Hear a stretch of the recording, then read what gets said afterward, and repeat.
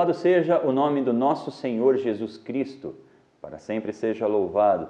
Seja bem-vindo, irmão e irmã, ao Evangelho do Dia. É uma grande alegria poder partilhar esse Evangelho. Hoje é quinta-feira, dia 28 de julho. Estamos aí nesse fervor, nessa alegria da JMJ, né? Da Jornada Mundial da Juventude, né? Coisa lá na Cracóvia pegando fogo, né? Nós aqui no Brasil também, aproveitando até essa oportunidade para dizer a você, agora durante o final de semana, nós do Ministério Aliança de Misericórdia estaremos no sábado na cidade de Ibiúna, lá no Cracóvia é aqui, depois no domingo no JMJ Live, também aqui no AMB. Vamos viver esse momento de grande alegria, de grande profundidade também da nossa juventude aqui do Brasil. Nós estamos hoje no Evangelho de São Mateus, capítulo 13, do versículo 47 até o 53. Então pega aí na sua Bíblia, Mateus 13, do 47 ao 53, é a nossa meditação de hoje. Proclamação do Evangelho de Jesus Cristo segundo Mateus, glória a vós, Senhor. O reino dos céus é ainda como uma rede lançada ao mar, que pegou peixes de todo o tipo. Quando ficou cheia, os pescadores puxaram a rede para a praia. Sentaram-se, recolheram os peixes bons em cestos e jogaram fora os que não prestavam. Assim acontecerá no fim do mundo. Os anjos virão para separar os maus dos justos e lançarão os maus na fornalha de fogo. Aí haverá choro e ranger de dentes. Entendestes tudo isso? Sim, responderam eles. Então ele acrescentou: assim, pois, todo escriba que se torna discípulo do reino dos céus é como um pai de família que tira do seu tesouro coisas novas e coisas velhas.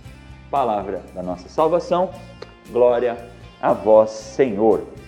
O Evangelho de hoje ele traz um contexto escatológico, né? O que é essa palavra? Um conceito do fim dos tempos, um conceito do momento aonde o Senhor virá para nos julgar, para julgar os vivos e os mortos, como nós rezamos no credo, não?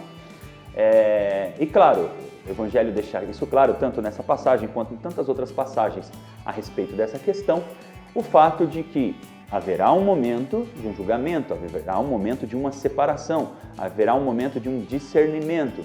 Mas esse discernimento cabe a quem? Cabe a nós? Não, esse discernimento cabe a Deus. Deus é o único que pode julgar, Deus é o único que julga justamente, porque a palavra assim diz, Ele é o justo juiz.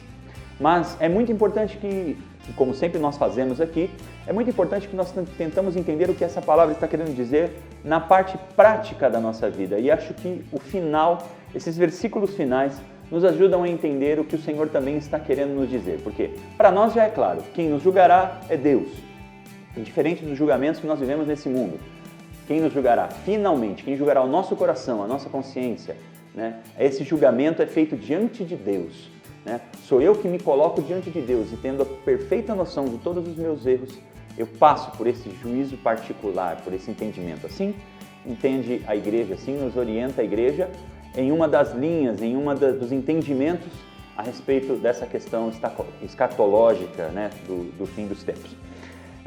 Mas a coisa mais interessante desse evangelho, esse finalzinho onde diz assim: assim, pois, todo escriba que se torna discípulo do reino dos céus é como um pai de família que tira do seu tesouro coisas novas e coisas velhas. Ou seja, eu preciso compreender que a partir da realidade, da minha experiência com Deus, eu preciso começar a diferenciar algumas coisas. Eu preciso separar algumas coisas. Eu preciso organizar alguns comportamentos de uma forma mais clara. Tendo experimentado a graça de Deus na minha vida, eu preciso começar a me questionar se eu devo ou se eu posso, se convém, se é lícito que eu frequente determinados lugares, que eu faça determinadas coisas, que eu use determinados palavreados.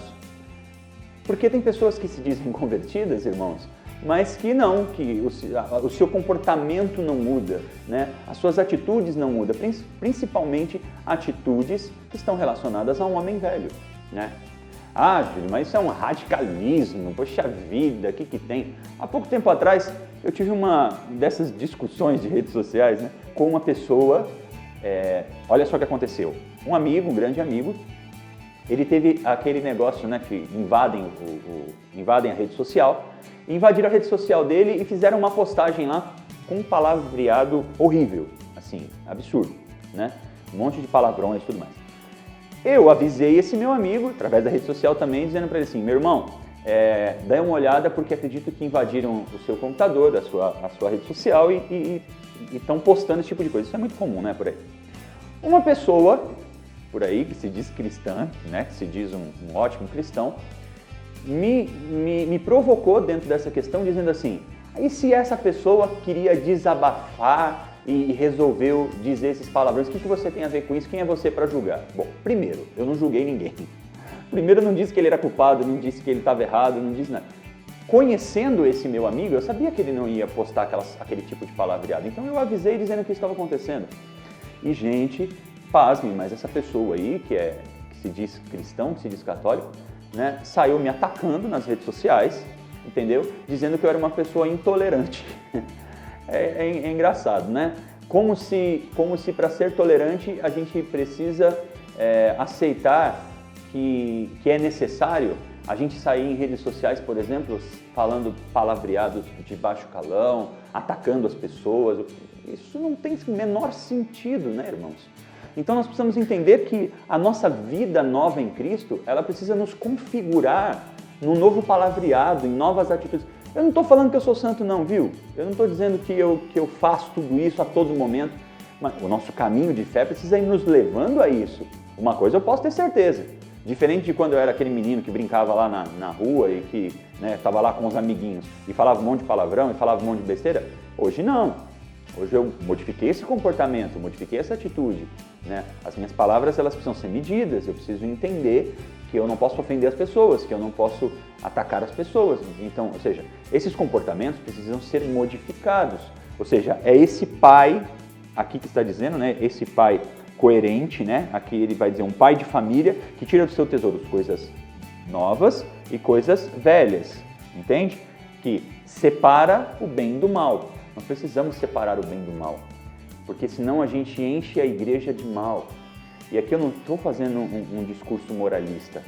Eu estou dizendo que cada um de nós é um ser humano que pode, no momento de raiva, falar algum palavrão, pode, no momento de raiva, ofender alguém. Pode, acontece comigo, confesso, minha culpa, minha máxima culpa também acontece comigo. Mas isso não pode fazer parte da nossa vida, do nosso dia a dia. O nosso palavreado não pode ser sempre esse. Nós temos que modificar o nosso comportamento, as nossas ações, a nossa forma de tratar as pessoas, deixar cair por terra todo pensamento malicioso, purificar o nosso pensamento. Lembremos, a palavra de Deus nos diz, renovai os vossos pensamentos, a vossa mentalidade através do Espírito Santo. É muito importante. Esse é o nosso propósito de hoje. A palavra nos evoca isso para que nós possamos olhar aquilo na nossa vida que, mediante a nossa experiência de Deus, fica para trás como vida velha e assumindo uma realidade de vida nova. Espero que isso possa acontecer também com você, na sua vida, na sua história, e que nós, cada dia mais, possamos nos configurar a esse Evangelho que é vida na nossa vida. Obrigado pela sua participação. Nos encontramos em breve mais uma vez aqui no Evangelho do Dia. Deus abençoe. Até lá.